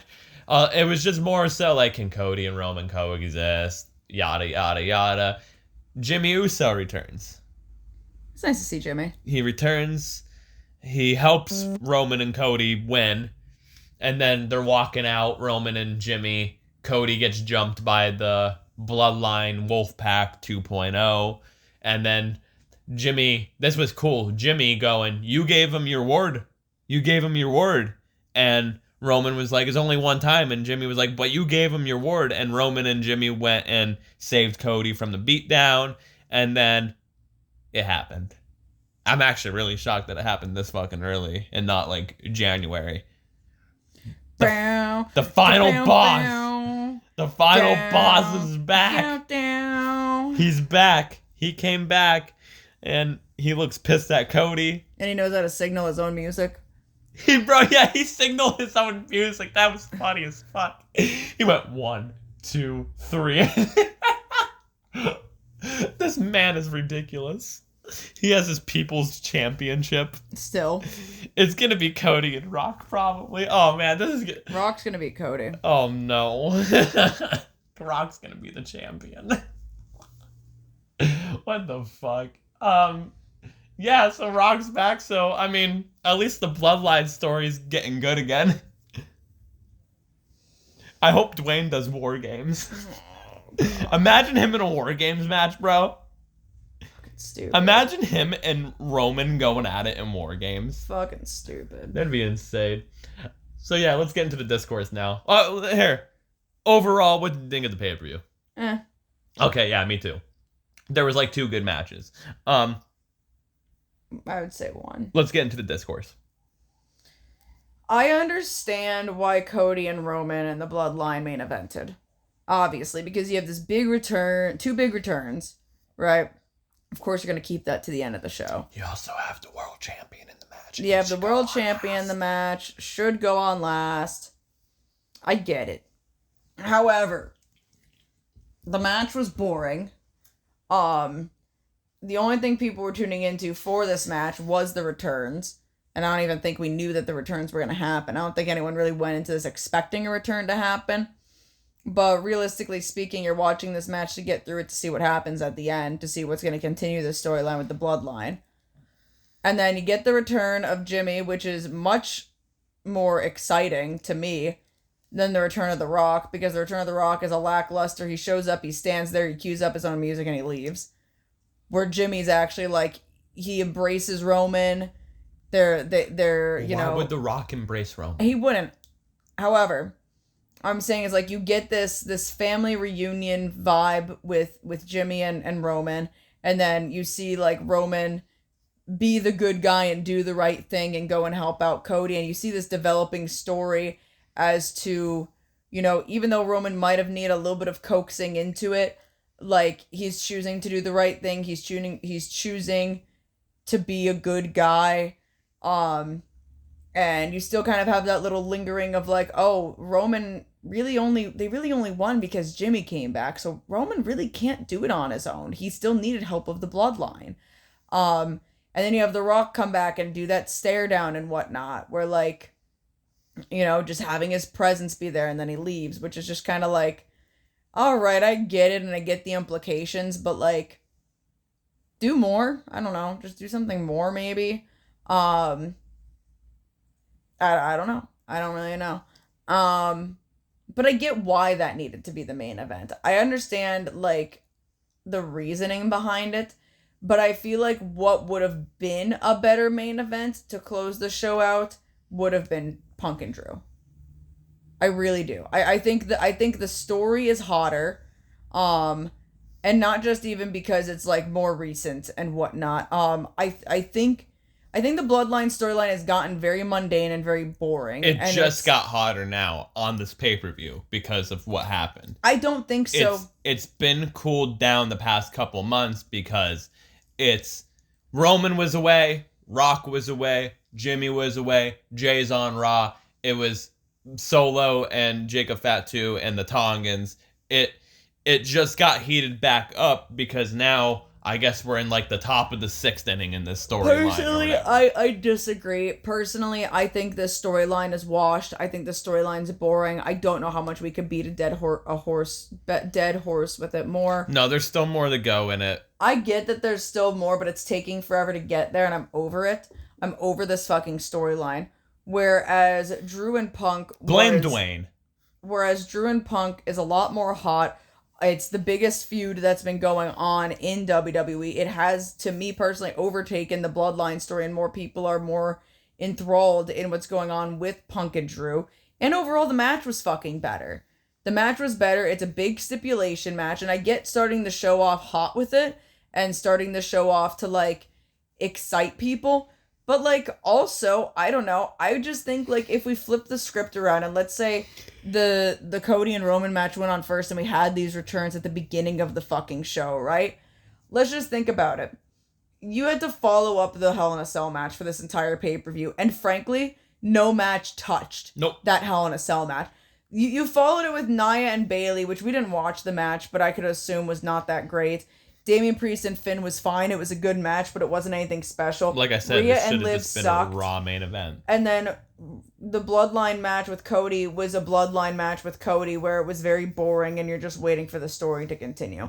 If we started off this pay-per-view with Cody and Roman and the Bloodline, and AEW does this, so I don't think WWE needs to stick with the formula of returns, and honestly, or the formula of returns that they do, and honestly, I feel like it might have led in a little bit better doing it in at the beginning of the show, where if we opened with it, and then this beatdown happens, and then Jimmy comes back, and then The Rock shows up, right? Then we have the crowd hot as fuck because, oh my god, The Rock's here, oh my god, Jimmy's back, oh my god, that's awesome, and Cody and Roman won, so starting off, they're happy that happened, they're happy that these people are back, they're excited, oh my god, can't wait to see what's going on more. Then we have the remainder of the middle matches, and then we could have even kept the matches in the same order. Then you could have had Raquel return, which, again, I'm not a Raquel fan, but people are. And, you know, people were excited about Raquel coming back. That's unfortunate. So then you have that where people are like, oh my god, now, and Raquel's back too now? Like, you cool down from the return a little bit. You have Nia Jax, you have Bayley and Damian Priest and whatnot. It's like, okay, cool. All right, we got some, what's next for Nia Jax? All right, now where are we going with this Judgment Day storyline since Damian Priest beat Finn Balor? Okay, now we got the rest of the Judgment Day thing going on. Oh my god, Raquel's back. Holy shit, that's fucking awesome. Oh my god, and we still have this Hell in a Cell match? And then you have the Hell in a Cell match. It's this huge stipulation match. People are like fucking insane over it. They're like losing their mind. It's bloody, it's gruesome, it's terrible, it's incredible, it's whatever the fuck you want to say. And then Punk wins and he beats this fucking feud and the babyface comes out on top and this huge fucking victory. And then the show ends as Punk is stumbling to the backstage and have that oxygen mask on and he's fucking going to the crowd like, you know, I am the people's people, person of the people, CM Punk. And then everyone's like, yay, CM Punk. And then that's how the show ends. Like, I feel like that still would have worked and it still would have been good. And I get it of the main title being, you know, the main event. Like, the world champion or the WWE champion, where the fuck Cody Rhodes is, being the main event. I get that as tradition. But also when we have a fucking match called Bad Blood and literally... Well, the whole original thing of Bad Blood, you can go look at the past Bad Blood cards. There's only been like 4 events of Bad Blood. There has been a Hell in a Cell match on every Bad Blood. That is like the main thing of Bad Blood, which I know you're probably gonna ask like, oh, what's your thoughts on this? Like, what's your take on this and everything?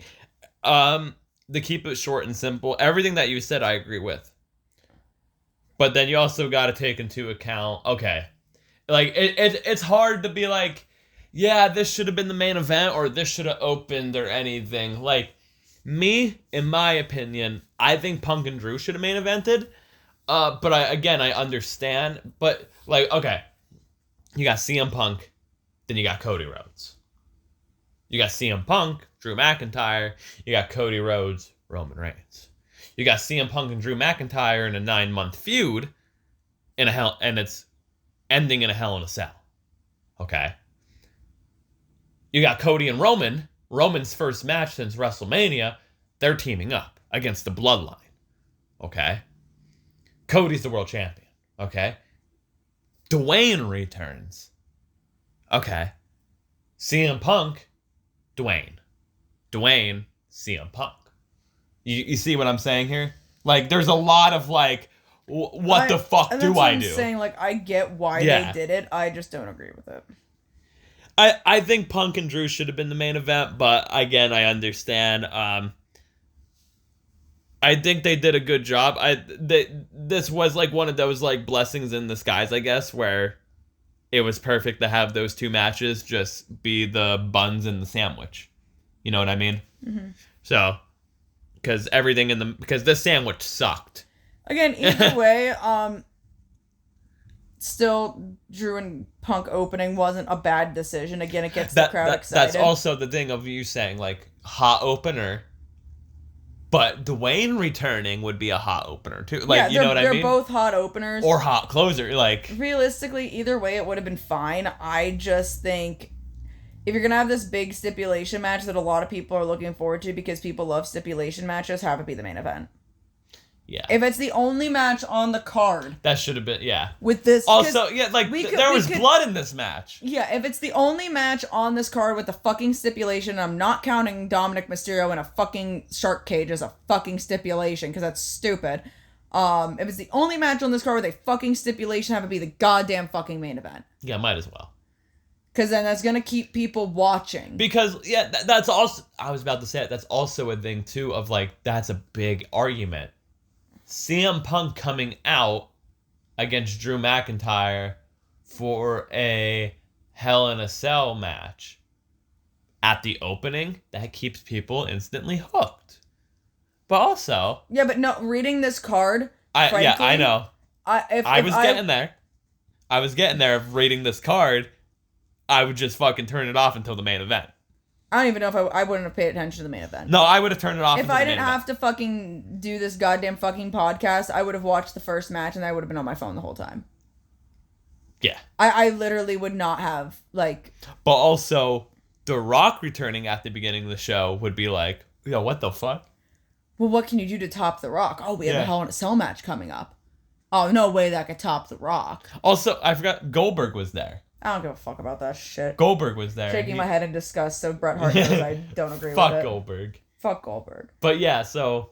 Yeah, there was a lot of discourse on Twitter about, like, what should have main evented and what should... Yeah. Punk and Drew should have main evented.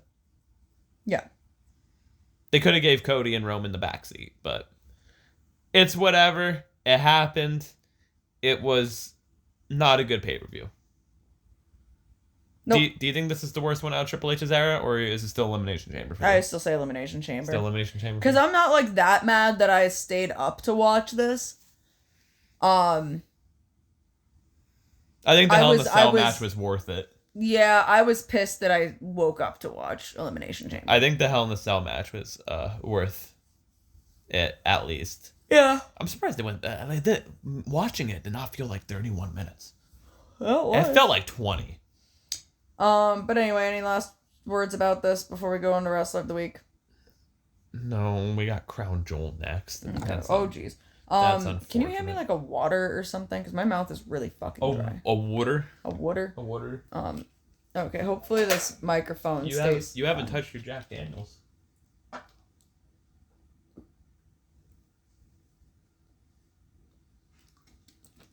My mouth is really fucking dry. You took like 2 sips of your Jack Daniels. I'll continue sipping on it, but it's not gonna help me if my mouth is dry. Oh my god. Alright, well here's your phone back. So moving on to our final thing of the evening, which is Wrestler of the Week. Which you get to pick. Since I'm the host, I get to pick it. Although Dylan technically picked it because I was like, I don't know, who the fuck do I want to be my Wrestler of the Week? And I was just kind of doing a continuation of your last one. Yeah, and I'm like, actually, yeah, that's a good one. So we're going to be talking about Sami Zayn. Sami Zayn's the Wrestler of the Week. Is it Sami Zayn or is it El Generico? It's both. It's both? Do. I can't do the ska trumpet noise right now. Yeah, Sami Zayn. What do you like about Sami Zayn? He gives off hamster gerbil energy. Do you like that he's a ska kid? No, I don't like ska. Okay. But I like Sami Zayn because I think he's a good person. I think he's a really good wrestler. I think he's kind of funny. And anytime he's on my screen, I know there's gonna be a good match. What was your introduction to Sami Zayn? Conspiracy theorist Sami Zayn. Man, that was a good Sami Zayn. That was my introduction. That was because again, going back into what I always say, I was not watching Ring of Honor growing up. That was a good Sami Zayn. So my introduction to him was conspiracy theorist Sami Zayn. Yeah, like pandemic era Sami Zayn. Yeah. When we first started watching, well, when I guess when I first started watching wrestling again, was when Sammy was doing the the conspiracy theorist stuff. And I remember being like, oh, I really like this guy. And you were like, yeah, I used to go out to ska. And I was like, oh, I don't like this guy anymore. Sami Zayn or El Generico?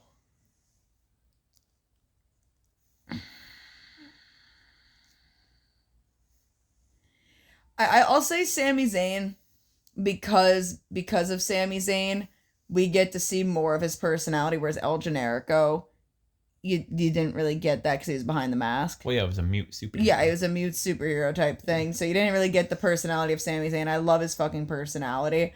Although what I have seen of El Generico that I've watched, I do love his in-ring style El Generico wrestling a lot. But I think Sammy's got a lot of, like, charisma. He's really good on the mic. He's just a lovable person. You know what I mean? Like, if you don't like Sami Zayn, then I don't like you. It's like, that's a fucking red flag to me if you come up to me and you say, I am not a Sami Zayn type of person. I prefer Sami Zayn over El Generico. I like El Generico, but I prefer Sami Zayn over El Generico for many of reasons. I just think he has better work as Sami Zayn. That's fair. As, like, the main reason. Like, I can watch an El Generico match and be like, alright, cool. But, like... El Generico matches are fun to watch. Yeah. But I think it's more fun to watch Sami Zayn. It's because it's not a mute superhero in a mask. It's easier to see him selling without the mask, is the best way to put it. Favorite Sami Zayn match? Oh, God, I have no idea. One ring a bell? I got two for me. Honestly, I might just say the same thing as I said for my Kevin Owens match. El Generico versus Kevin Owens for the Ring of Honor World title in a ladder match. Okay. I got two for me. And they're both Sami Zayn matches, which is actually wild.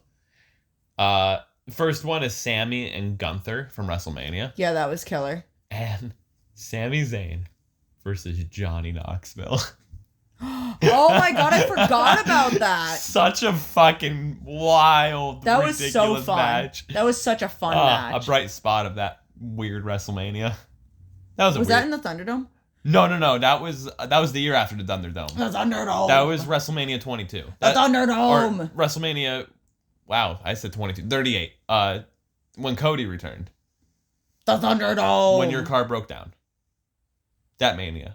That was night 2, right? Yeah. Yeah. But Sami Zayn versus Johnny Knoxville is fun. Yeah, that was really fun. That was a good one. Also, another good one. I'll put a number 3 up there. You probably never seen it, but it's really fucking good. From NXT, the Black and Gold era, Sami Zayn versus Shinsuke Nakamura. It was Shinsuke's debut. Oh yeah, no, I haven't seen that. That's banger. Probably great though because I love both of them. It was a banger. Sami's fucking good. Mm-hmm. I like Sami. I like that he has the hell of a kick. I feel bad that he's not allowed to discuss political issues that he wants to discuss. Yeah. I feel really bad because he has to be very, like... Again, I'm not to get into any sort of politics or anything here. If you know what we're talking about, you know what we're talking about. But I feel bad that he can't stand up for what he believes in, which a lot of people would say is a very good cause. But fucking Logan Paul can go on a transphobic fucking tirade on the internet and no one bats a fucking eye at it. Yeah. Like, I think that's fucking bullshit. So yeah, that sucks. But, no, I just feel like, I feel like he's genuinely a really good person. I've never heard anything bad about Sami Zayn. I've never heard anyone say, oh my God, Sami Zayn's such a fucking dick. He's such like a controversial person. He's actually really rude backstage. He kicks children or anything like that. Like, I just hear really good things about him. And that makes me feel really happy, like, being a fan of him and knowing, like, he's just a good guy. Yeah. I always hear good things about Sami. And that he's nice and he's a people person and he does good things for, like, the world. Yeah.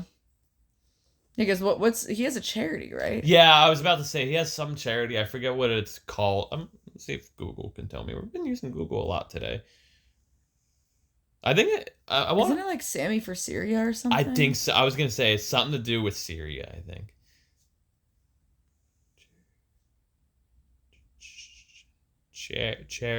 Charity. How do you spell charity? Charity. CHA. There we go. Charity. Sammy for Syria. Yeah. Yeah. So helps out Syrian refugees? Yes. That's what yes. That's exactly what it is, yes. I feel super bad because I remember the one time he was auctioning off a, I think it was actually they were auctioning off Adam Copeland's jacket. Maybe it was Adam Copeland's. It was they were auctioning off something that had a bunch of autographs on it, and Kenny's autograph was on it. Kenny Omega's, and Sammy was advertising it and selling it or auctioning it for charity for the proceeds to go to Sammy for Syria. And WWE told him to pull the charity event because it had Kenny Omega's signature on it. Yeah, sounds about right. And I'm like, that's fucking terrible. Sounds about right. Like, no one gives a single solitary fuck, dude. Just, like, fucking stupid. Yeah, sounds about right. I don't remember if that was, like, in the Triple H era or the Vince era, but... Sounds about right. But, yeah. So, I think that's everything. I think so. That's about everything I can think of right now. So, with that being said, I guess we'll close this out. Thank you guys so much for listening / watching / whatever you want to call this. If you like this video, make sure to like, share, subscribe. Send this out to your friends, your family, your enemies, your frenemies, and anyone in between. If you want to follow me on any of my social medias, you can find me on Instagram or Twitter at the same handle, which is Lungtar. That is LUNG_TAR. If you want to follow me on TikTok, you can find me at Lungbucks, which is LUNG_BUCKS.